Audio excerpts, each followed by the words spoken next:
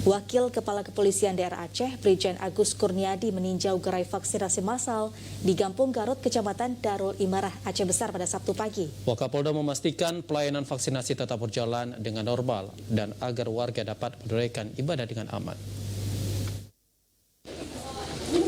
Tetap berjalannya program vaksinasi selama Ramadan disampaikan Wakapolda saat meninjau gerai vaksin di Masjid Al-Fatah, Kampung Garut, Kecamatan Darul Imarah pada Sabtu pagi. Wakapolda mengatakan ibadah puasa yang dijalani umat muslim di siang hari membuat waktu pelaksanaan vaksin harus diubah ke malam hari.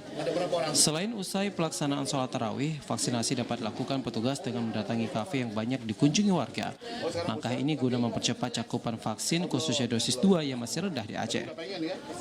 Wakapolda optimis target capaian vaksinasi dosis 2 Aceh yang kini sebesar 63,29% mampu mencapai 70% sebelum Ramadan tahun ini.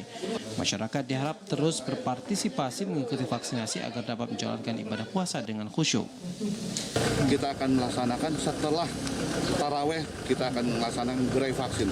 Artinya teknisnya bisa nanti petugas yang mendatangi musola atau masjid gitu bisa, Pak ya? Jemput bola ataupun ya kita datangilah.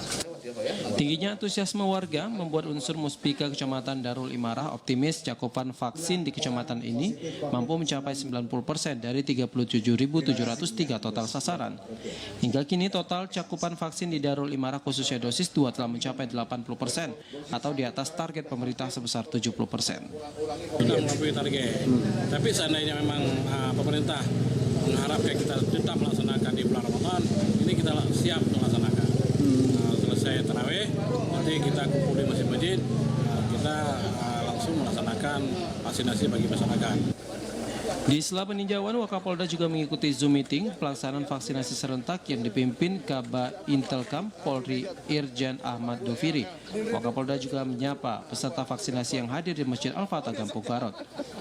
Ia berharap antusias warga Aceh untuk mengikuti vaksin semakin meningkat, sehingga target kekebalan kelompok segera terwujud. Tingginya antusiasme juga diharapkan dapat mendongkrakkan capaian vaksinasi 2 di Aceh yang kini di urutan 23 nasional. Dari Aceh Besar, Arman Konadi, TVRI melaporkan.